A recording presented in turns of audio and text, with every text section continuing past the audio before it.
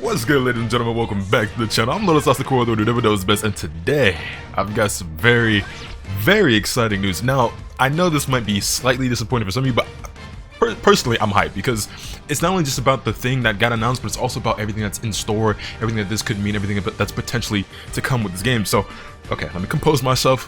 Where do we start? Okay, so I know I'm a little bit late to the party on this, but last night was top 8 for the Dragon Ball FighterZ World Championship Regional Finals for Japan. That's a mouthful.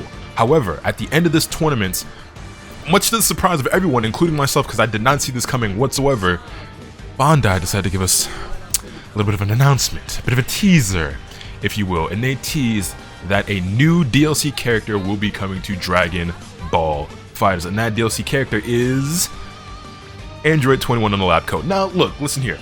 Personally, I'm actually really excited about this because I love Android 21. You guys all know she's one of my main characters that I play all the time. I've played this character a lot ever since the game first came out, and she's a character that I always wanted to play, and I finally am good enough to actually be playing her the way I always wanted to. While I still consider 18 my main over 21, I play them both. Anyway, that's another thing. The point is, as much as I love Android 21 in this game, I always wish that we had the lab coat version of her. I've always preferred that design over the Majin design. And I've had a lot of people asking, and not only just myself, but just other people on Twitter and in Twitch chats, whether or not this is just going to be a cosmetic skin or a whole new character.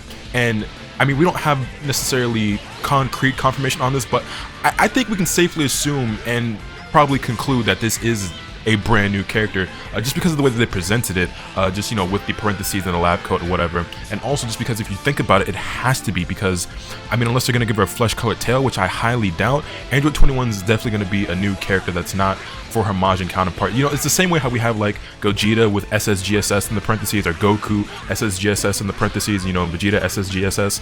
God, I don't know why they named it Super Saiyan God, Super Saiyan, dumbest name scheme in the entire series, but that's neither here nor there. It could have just been Super Saiyan Blue, and better yet, Super Saiyan God should have just been Saiyan God, and then Super Saiyan Blue should have been Super Saiyan God, but that's, again, I'm getting sidetracked. The point is, Lab Coat Android 21 to me is actually very exciting. 21's one of my favorite characters, and this is really, I'm hyped. I'm looking forward to it a lot. I know some people are like, I sleep, this is crazy, this is corny, blase, blase, blah, but I think it's really dope. Not only is it dope that we're getting this character, but it's just dope that we're getting another character, because this could just be the start of something much bigger. Now, I don't want to get people's hopes up too much. I don't want to get too gassed and too ahead of myself, but this does mean that they are following their word on what they said about wanting to support the game with more content, because even though I never really made a dedicated video about this, I believe I did mention in a couple of videos, and I've talked about it on stream, which, by the way, since we're here, link to the description, or link to my Twitch is always in the description down below, twitch.tv/LotusAsakura.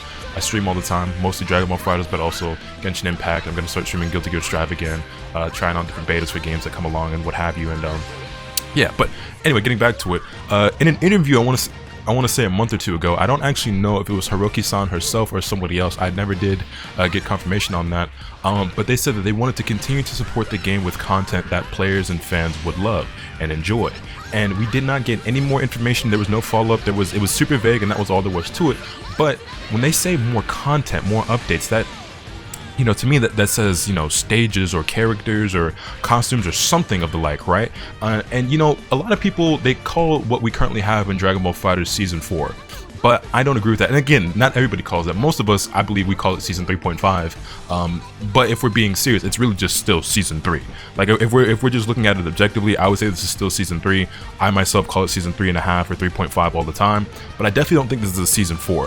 However, that being said, a Season 4 could be on the horizons. And it's funny because I just recorded a video, and this is spoilers. I'm ruining the surprise for a lot of you guys, but I actually linked up with Dado again after so long, and we just recorded a bunch of footage yesterday, a bunch of videos for the channels, and we were talking about this in my video that you guys are going to see go up tomorrow, and there's going to be another part on his channel as well, so look forward to that, get really excited.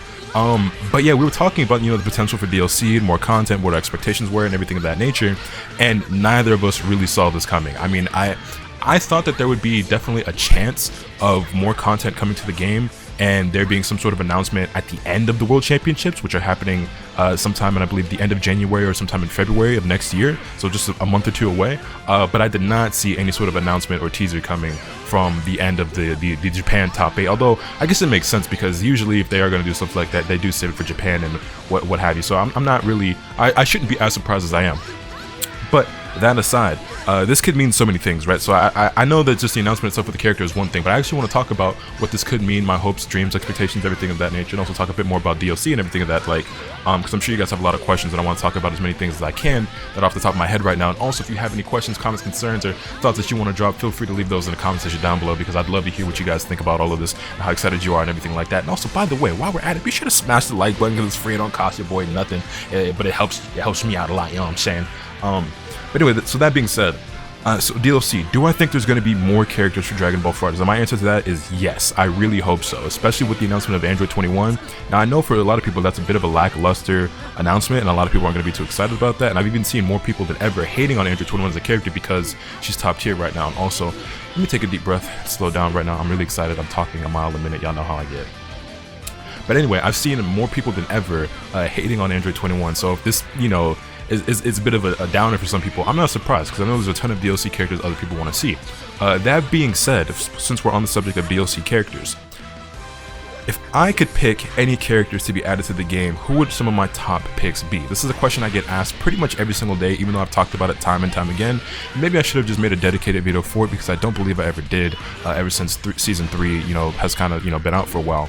But if you're going to ask me who my top picks would be for DLC characters, you have to bear in mind that I don't expect these characters to ever be added. I don't think these are realistic options. These are just my choices and my choices only, and you can feel free to judge them however you want, but I really don't care. That being said, number 1, Tapion. I'm a big Tapion fan. I understand Tapion was never that big of or popular of a character. He's not really that cool to a lot of people. I think he has a really dope design. I really like the movie with Tapion, and I believe it's Wrath of the Dragon, if I'm not mistaken, right? With Hirudegarn. And obviously he's the one who gave Trunks his sword, although not really, but in the movie timeline he is, I guess, if you want to look at it that way. Anyway, the point is, give me another sword boy. I would love that. That would be my top pick. I was actually, not all of you know this, a lot of you know this, but not all of you know this. I used to be a big Xenoverse player. I used to be really big into Xenoverse too, long before FighterZ came out, but I haven't played that game in years now. But the number 1 character I always wanted in that game that we never got was Tapion. And then lo and behold, after I quit the game, later on down the lane, they add him as a character, and I almost tried him out, but I just couldn't bring myself to touch that game anymore. And if you were ever hoping that Lotus might hop on Xenoverse 2, yeah, that's 99.99999% not gonna happen. I'm not gonna say 100% because who knows, but that's probably never gonna happen. Anyway, that being said, Tapion. Now, this is actually a great segue because this ties in back to Xenoverse 2 again. My number 2 pick would be Future Gohan. I'm actually a huge Future Gohan fan. Future Gohan is my favorite version of Gohan, and Future Gohan was one of my main characters in Xenoverse 2. I played Future Gohan, Masked Saiyan / Bardock, and Future Trunks. Those were like my top 3. A bit of Gogeta if I wanted to really sweat on people and flex, and then Super Saiyan 4 Vegeta. That was another one of the picks. That being said, again, and we're coming into my 3 and 4 picks, and then we'll lead into the 5 and 6. It's sort of kind of Super Saiyan 4 Vegeta, Super Saiyan 4 Goku, Super Saiyan God Goku, Super Saiyan God Vegeta. I know people are sick and tired of getting Gokus and Vegetas, but come on, guys, they're the 2 main characters. It's always going to be that way. There's going to be a million Gokus. Y'all gonna have to hold that, get over it. But yeah, Super Saiyan 4 is my favorite transformation. I like Super Saiyan God a lot, and definitely a lot more than Super Saiyan Blue. But that being said, I don't expect a single character that I just named to be added in this DLC. But I would say that if any of them have a chance, the most likely ones would be the Super Saiyan 4s. Although, who really knows? I mean, they gave us Super Saiyan 4 Gogeta, so I would say there still is a shot. But I don't know. But if we're going to talk about characters who I think are the most likely, I would say it would be GT and movie characters. So, Super Saiyan 4s, Super 17, Omega Shenron, people like Bojack, or maybe Pikkon. I know Pikkon's not necessarily a movie character, but he's one of the characters that I feel like people are always asking for and always really want to see. So yeah, and obviously this could mean all sorts of things when it comes to balance patches and different mechanic changes and system changes to the game, which they do with every big patch, like they did in Season 3 or in Season 2 or in Season 3.5 or however you want to refer to it. Season 4 if you want to call it that. I don't, but to each their own, it's really not that big of a deal. But yeah, also on the subject of rollback netcode or netcode in general, I do not have my hopes or expectations up for rollback ever being added into this game. We can hope and beg and plead for it all we want, but at the end of the day, somebody at Bandai or Shueisha has to say so on whether or not that ever gets happened, or whether or not that ever happens or gets added. Because I believe if it was up to Arc System Works, they would have done it, especially when you see that they're adding it into all of their new games and they're retroactively adding it into all of their classic games like Blaze Blue and older Guilty Gears and things of that nature. So if it was up to Arc System, I would say that they would have done it by now or are already working on it, but maybe they haven't gotten the green light from Bandai for one reason or another. I don't know. Japan's really stubborn when it comes to certain things, and somebody who has the power isn't giving it the go-ahead, whether it's because they don't want to spend the money or the resources or whatever it is. I don't know. I'm still hoping and praying for a day where Dragon Ball FighterZ has rollback netcode and this online is you know, a lot better and improved, but it is what it is. A boy can only dream. We can keep pushing for it all we want on Twitter and in videos and on Twitch and everything, but who knows if our words will ever truly get through. But I mean, yeah, I don't want to hold my breath on it, but a boy can only dream. That being said, yeah, there's probably more I could and should talk about, but it's just my mind is racing right now. I'm really excited. As you guys know, I still love this game to death. I still upload it and play it pretty much every single day, and it's still the game I stream the most, and it's honestly just my favorite game of all time. So I'm definitely excited for the future of Dragon Ball FighterZ, and I hope you guys are too. And yeah, but I can't wait to see what further announcements they have for the game, because I'm sure there's going to be more announcements and something bigger to come when the World Finals end in a month or two, and I believe in February of 2022. So Android 21's coming to the game. That's really hype for me. I can't wait to play her. I'm actually looking forward to her a lot because I like that design more than the Majin design. Hopefully she's just as fun to play. And yeah, man, hopefully there's more DLC characters to come, some sort of balance patch, some sort of changes to the game itself, and maybe even more characters on the way. So fingers crossed. Anyway, let me know your thoughts in the comment section down below. Hit the video with a like if you enjoyed. Subscribe if you haven't already so you can stay tuned for all else content I plan to bring you. With all that being said, that's pretty much all today. And remember, nothing can happen to you from the bad. Later.